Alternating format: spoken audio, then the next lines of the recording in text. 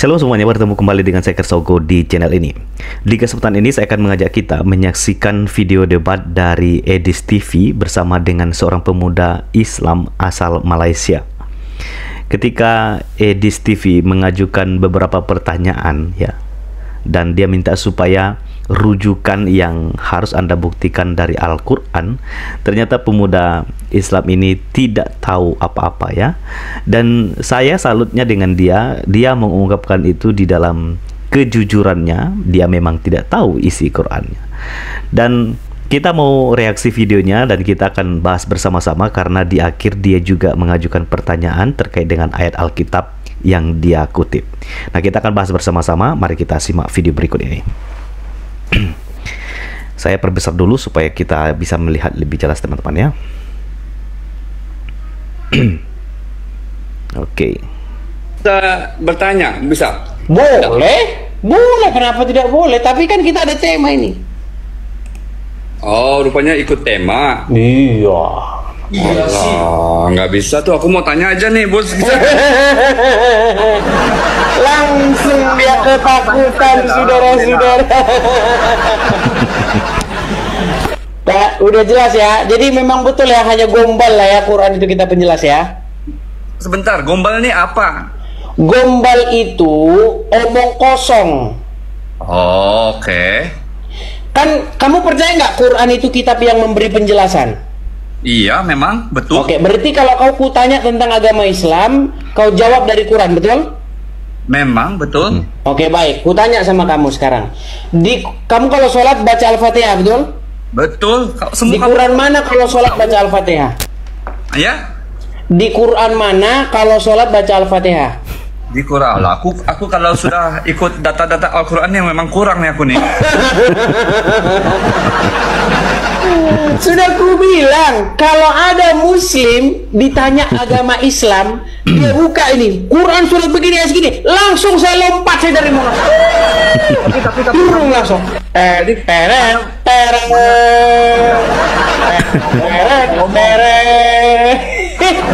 Sudah saya bilang, tidak mungkin atau mustahil jika saya bertanya tentang agama Islam, ada satu orang Islam yang menjawab dari Qurannya. Mungkin. Bahkan saya buktikan bahwa Al-Quran bagi orang Islam tidak ada gunanya. Saya bisa buktikan itu. Mau coba lagi? Mau coba lagi? Apa yang dicoba? Baik. Kalau orang Islam mati harus dipakai kafan, betul nggak? Iya, benar. Di Quran mana kalau mati harus pakai kain kafan? Silakan. Aku nggak bisa jawab. Ya. Meninggal dunia. Sudah aku bilang. Meninggal dunia. Oke. Lagi nih. Lagi ada lagi. Oh, 1000 pertanyaan saya. Kalau ada satu muslim jawab pakai Quran, saya terjun dari monas. Bisa aku tanya satu saja? Boleh, silakan. Mengenai kitab Alkitab, kamu bisa nggak? Oh, bisa, silakan. Kamu ada Bible di situ nggak? Sudah pernah baca apa nggak? Aku ada cuma baca yang itu dari itu apa namanya tuh, diambil sedikit-sedikit saja. Bisa nggak? Aku mungkin betul atau benar atau tidak betul, tidak tahu. Silakan. Itu Matius 7:21, 22, 23. Isinya apa? Bisa diterangkan nggak? Kenapa Yesus di sana enggak kenal orang-orangnya? Boleh dibaca kan? Ya silakan kau baca. Kau kan yang bertanya. Ya lah, itu ayatnya tolong. Matius 7:21. Silakan. 22, 23 ayat bacaannya mengenai, aku enggak hafal nih. Kau saja bertanya saja, kau nggak hafal. Coba kau pertanyaan yang bagus. Aku mau coba kamu terangkan saja kenapa. Bukan aku mau. Ya, pertanyaanmu apa? Saya juga tidak ngerti pertanyaanmu. Ayatnya 71 itu apa? Kenapa tidak kenal orang? Pertanyaanmu apa dulu? Sebentar Pak, sebentar. Ya, dia lagi cari ayat ya. Matius 7 ayat 22 dan 3. Oke. Sudah ketemu? Udah. Silakan baca. Pada hari pengadilan banyak orang akan berkata kepadaku, Tuhan, Tuhan, kami bernubuat atas namamu dan dalam namamu mengusir roh-roh jahat serta membuat banyak mukjizat. Tetapi aku akan menjawab, aku tidak pernah mengenal kalian. Pergilah dari hadapanku. Kenapa Yesus berkata demikian? Sedangkan kamu orang yang mengikuti Yesus. Itu saja, itu soalan saja. Ya, karena banyak orang berseru-seru dengan mulutnya. Hanya berseru-seru dengan mulutnya, tetapi tidak melakukan apa yang dikatakannya. Ya, demikian videonya teman-teman. Jadi Edis TV meladeni seorang pemuda asal Malaysia, dan beberapa kali Edis TV mengajukan pertanyaan dan meminta supaya dia menunjukkan rujukan di dalam kitabnya. Malah dia nggak bisa. Tapi dia ungkapkan itu dalam kejujuran ya, dan dia memang tidak tahu. Ya, itulah sebabnya dia menyampaikan itu di depan Edis TV, dan dia mengajukan pertanyaan kepada Edis TV terkait dengan Matius pasal 7 ayat 22 dan 23. Nanti kita akan bahas ayat yang dia tanyakan, tetapi saya ingin mengajak kita untuk melihat hal penting terkait dengan pemahaman atau pengenalan kita akan siapa yang kita percaya itu penting ya, karena itu menjadi dasar.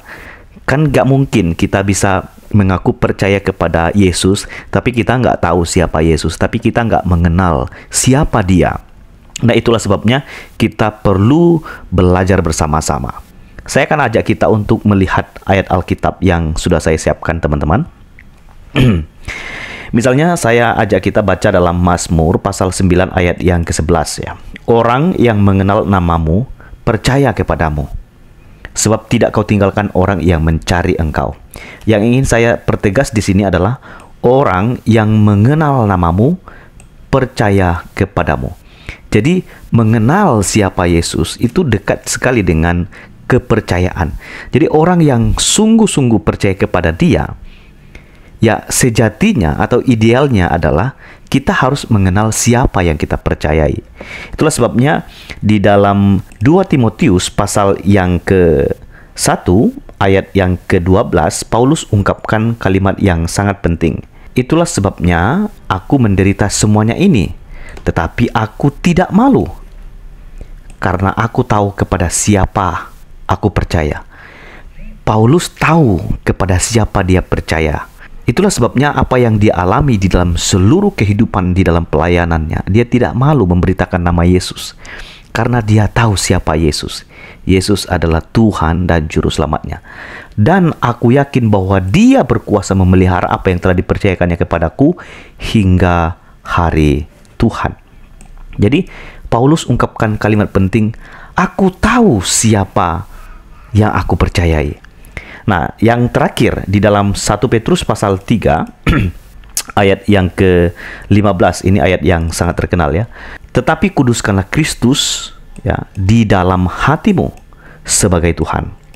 Dan siap sedialah pada segala waktu untuk memberi pertanggungan jawab kepada tiap-tiap orang yang meminta pertanggungan jawab dari kamu tentang pengharapan yang ada padamu, tetapi haruslah dengan lemah lembut dan hormat. Jadi orang yang percaya kepada Yesus harus mempertanggungjawabkan imannya kepada setiap orang yang meminta pertanggungan jawab kepada dia. Misalnya kalau ada orang bertanya mengenai Yesus, mengenai iman, mengapa dia percaya kepada Yesus, mengenai kitab suci, mengenai Allah, mengenai pengorbanan, mengenai Kristus, kenapa harus mati dan lain sebagainya. Nah, orang yang percaya kepada Yesus harus bisa menjawab dan memberikan pertanggungan jawab itu kepada mereka, supaya mereka mengenal siapa Yesus. Nah, untuk memberikan pertanggungan jawab, ya, memberikan penjelasan kepada orang yang bertanya kepada kita, kita perlu pengetahuan, kita perlu pengenalan, kita perlu tahu siapa yang kita percayai. Sehingga pada waktu orang tanya kita siapa yang kita percayai, kita bisa menjelaskan dengan leluasa. Karena apa? Kita mengenal dia, kita tahu siapa dia, ya. Dan ayat yang terakhir disebutkan di sini, tetapi haruslah dengan lemah lembut dan hormat. Jadi menjelaskan dengan sopan ya, dengan sopan santun dan juga dengan santai saja. Dan ayat yang dia kutip tadi teman-teman, kita lihat di Matius pasal 7 ayat yang ke-22 dan 23. Pada hari terakhir banyak orang akan berseru kepadaku, Tuhan, Tuhan, bukankah kami bernubuat demi namamu dan mengusir setan demi namamu dan mengadakan banyak mujizat demi namamu? Pada waktu itulah aku akan berterus terang kepadamu, aku tidak pernah mengenal kamu. Enyalah daripadaku, kamu sekalian pembuat kejahatan. Sebetulnya teman-teman, ayat ini sudah sangat jelas ya. Yesus katakan, aku tidak pernah mengenal kamu. Dalam artian bukan berarti Tuhan nggak tahu siapa mereka. Tetapi mereka merasa bahwa mereka sudah melakukan apa yang Tuhan mau. Mereka dikatakan di sini mereka sudah melayani, ya. Di sini mereka bernubuat demi nama Tuhan, mengusir setan demi nama Tuhan, mengadakan banyak mujizat demi nama Tuhan. Tetapi Yesus bilang, aku tidak pernah mengenal kamu. Kenapa? Karena kelihatannya mereka melayani ya, tetapi sesungguhnya di sini dikatakan, nyala daripadaku, kamu sekalian pembuat kejahatan. Mereka adalah orang-orang jahat, orang-orang yang tidak taat, yang menutup borok mereka dengan bungkus kami sedang melayani. Dan disinilah kita harus sadar bahwa walaupun manusia kita bisa tipu, ya, kita bisa menipu orang lain, kita bisa menutup kelemahan kita, tetapi Tuhan tidak bisa kita tipu. Tuhan tahu siapa kita. Itulah sebabnya kita harus berhati-hati, harus menyadari akan hal ini. Mata Tuhan ada di segala tempat, mengawasi orang baik dan orang jahat. Dia tahu bagaimana hidup kita. Karena itu tetap hidup dalam kebenaran, tetap setia ikut Dia, dan memuliakan Dia di dalam seluruh kehidupan kita. Tuhan Yesus memberkati kita. Kiranya video ini boleh menjadi berkat bagi saudara sekalian. Shalom.